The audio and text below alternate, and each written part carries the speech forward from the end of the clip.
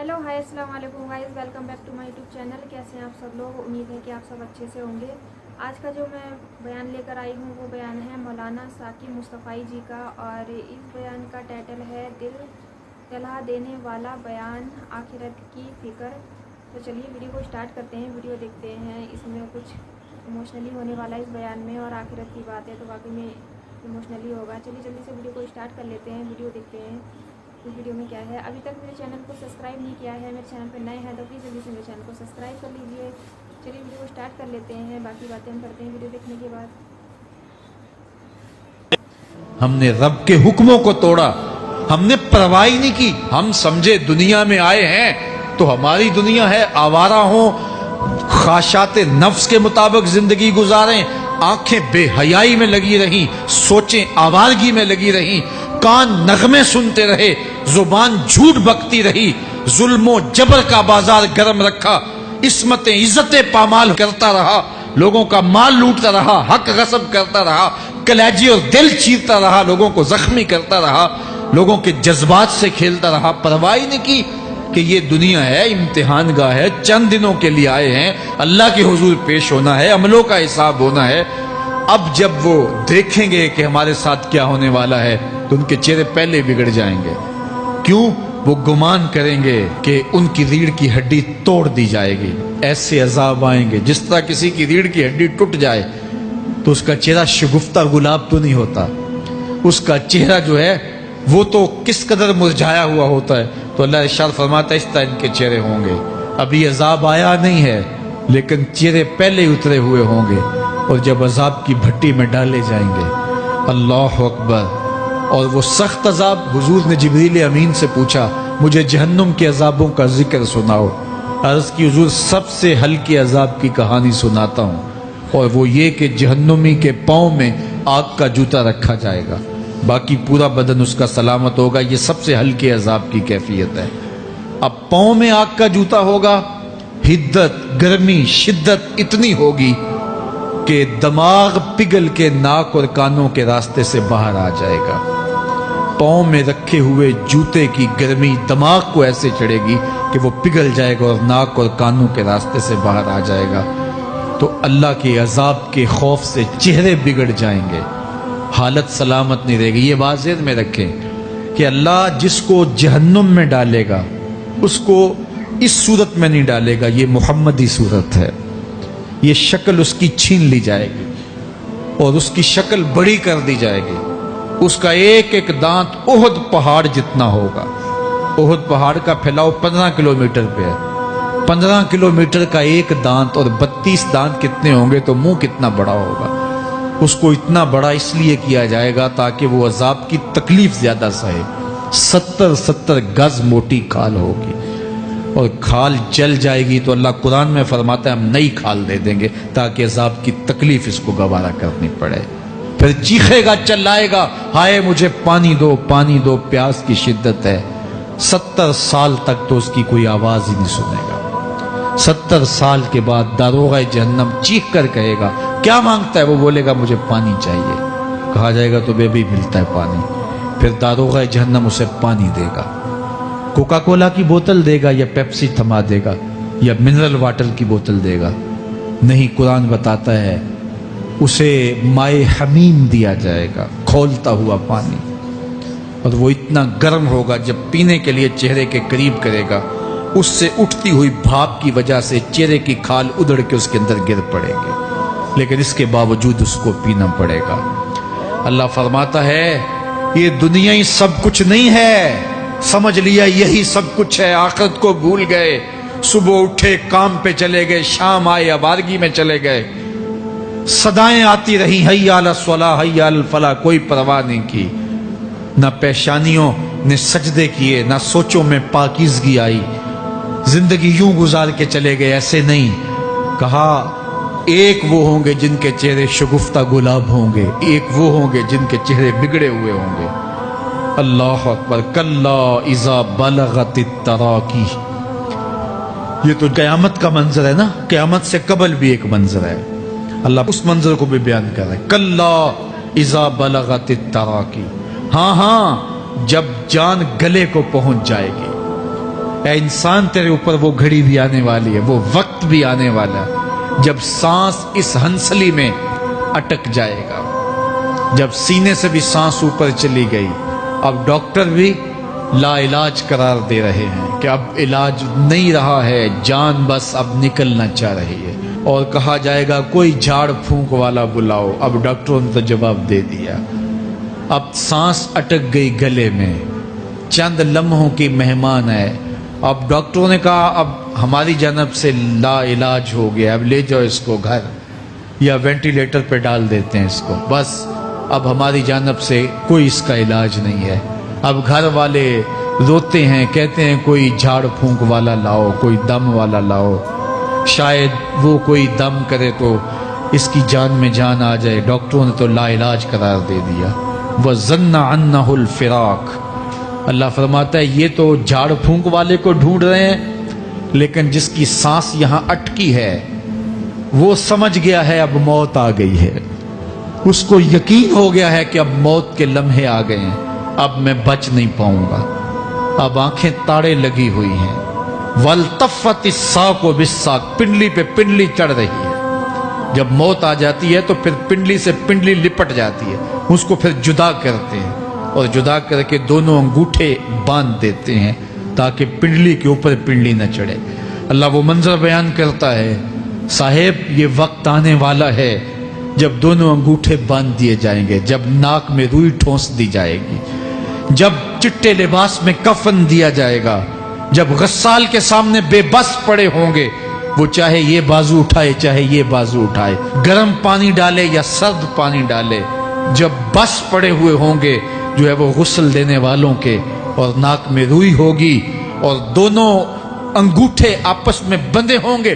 یہ محل، یہ ماڑی، یہ کوٹھیاں، یہ بنگلے جس کو سویر شام لگ کے حلال حرام کی تمیز کیے بغیر بنایا تھا، غوث اعظم رضی اللہ تعالیٰ عنہ بولے مکان بنا رہا ہے، بسیں گے اور حساب تو جا کے دے گا، اور یہ تو ایک رات بھی تجھے اس گھر کے اندر نہیں رکھیں گے کہ چلو ایک رات مہمان رکھ لیں۔ کہتے ہیں نہیں نہیں، مہمانوں نے بھی جانا ہے تو جلدی کرو، اس کو سپرد کراؤ، وہ تو تیرا لباس بھی پھاڑ کے اتاریں گے، خود غسل دینے کے لیے تیار بھی نہیں ہے، تجھ سے خوف آنے لگا ہے۔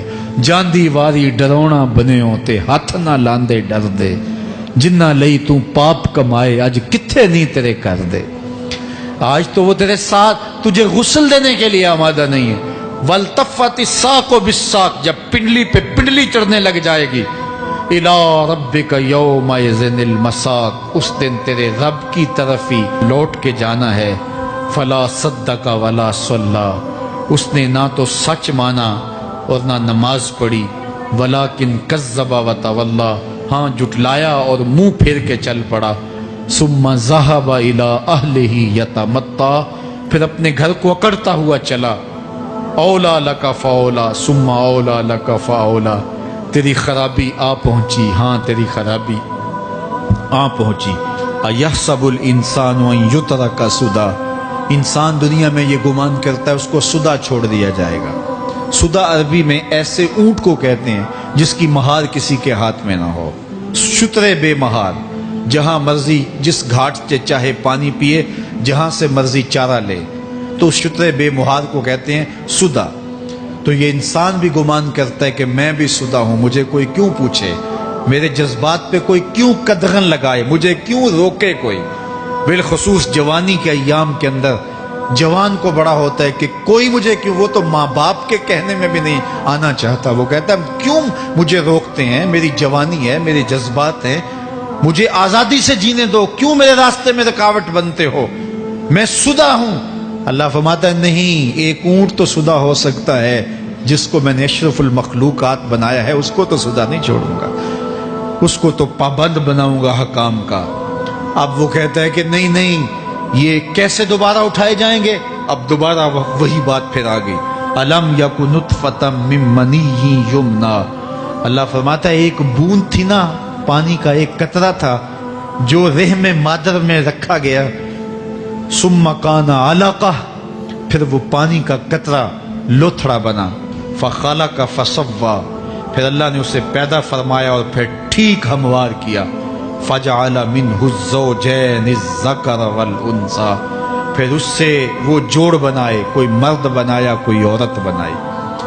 کہا اب غور کر، اب تیری آنکھیں دیکھتی ہیں، بجلیاں چمکتی ہیں، تیری زبان کا طوطی بولتا ہے، لوگ اشش کرتے ہیں تیری گفتگو پہ، تیری گفتار پہ صدقے جاتے ہیں، تیرے لہجے کے جمال کو دیکھتے ہیں، تیرے سینے کا زور، تیرے پنجوں کی طاقت، تیری دماغ کی تیزیاں اور تیری سوچوں کے اجالے، تیری زوردار ٹانگیں، تیرے کڑیل بازو اور تیری چوڑی چھاتی اور تیرے گلاب کی پتیوں جیسے ہونٹ۔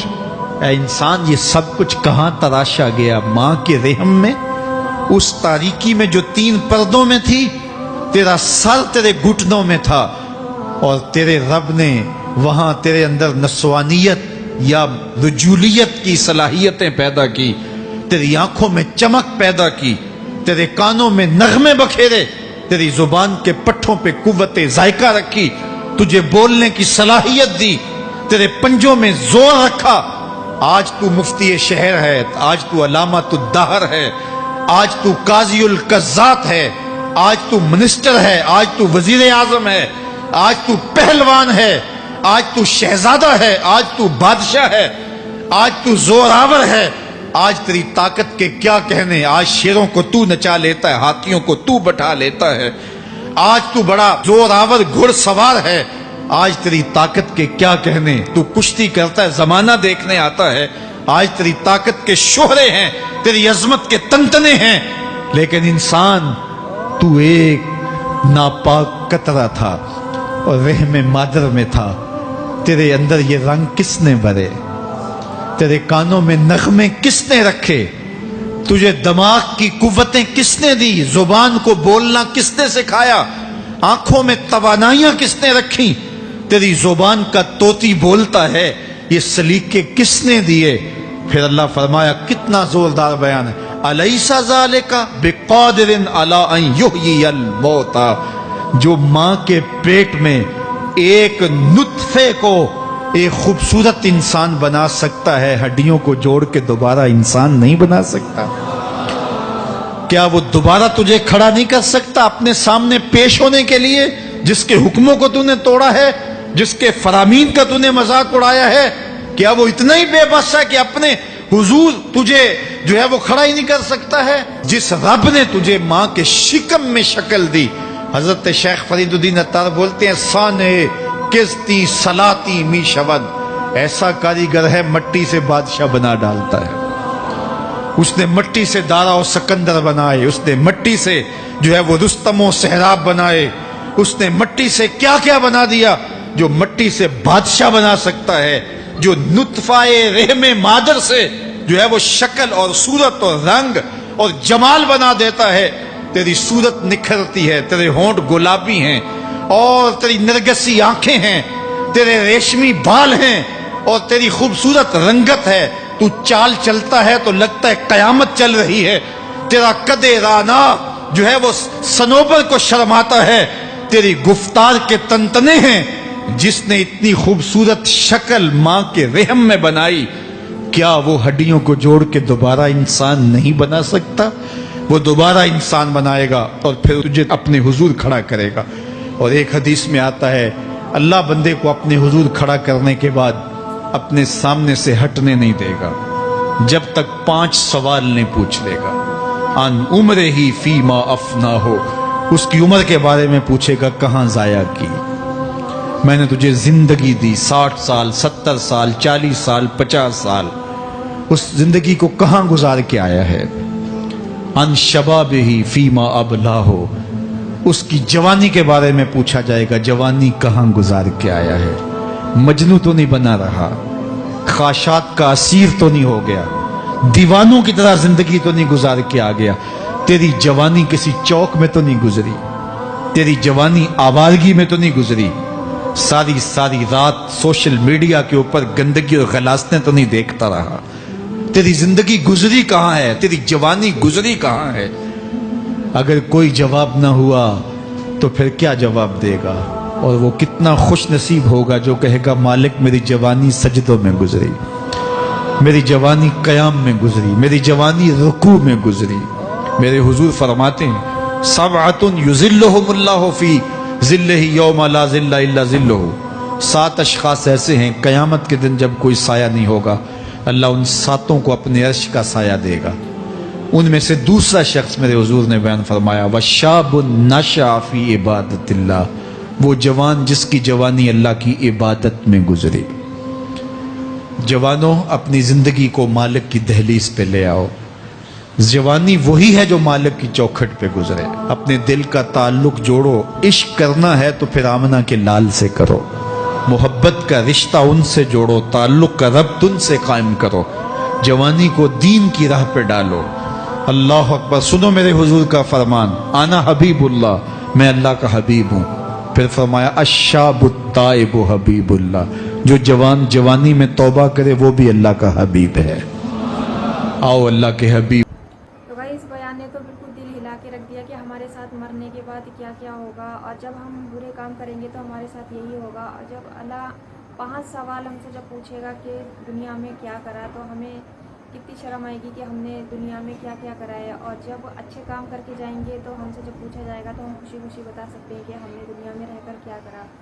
تو دنیا میں رہ کے ایسے ہی کام کرنے چاہیے کہ ہمیں جب ہم سے سوال ہو تو ہم خوشی سے بتا سکیں، لوگوں کے ساتھ اس طریقے سے رہیں اور سارے اچھے کام کریں، کوئی برے کام نہ کریں، اور جب برے کام کریں گے تو سزا تو ملے گی، اور کس طریقے سے سزا ملے گی وہ بھی ہمیں اس بیان میں پتہ لگ گیا ہے۔ تو بہت ہی زیادہ خطرناک یہ ویڈیو تھی کہ ہمارے ساتھ کیا کیا ہوگا۔ ابھی تو ہم تھوڑی سی گرمی برداشت کر سکتے ہیں، اور جب ہمیں عذاب ملے گا، جب ہمیں آگ میں ڈالا جائے گا، ہماری سزائیں ملیں گی ہمیں، تو کیسا لگے گا۔ تو یہ چیز کو سوچ کے رکھنا چاہیے۔ ویڈیو میں واقعی بہت اچھی تھی سمجھنے کے لیے۔ اگر آپ کو میری ویڈیو پسند آئی ہو تو پلیز میرے چینل کو سبسکرائب کریں، میری ویڈیو کو اینڈ تک ضرور دیکھیں۔ چلیے پھر ملتے ہیں اگلی ویڈیو میں، تب تک کے لیے اللہ حافظ۔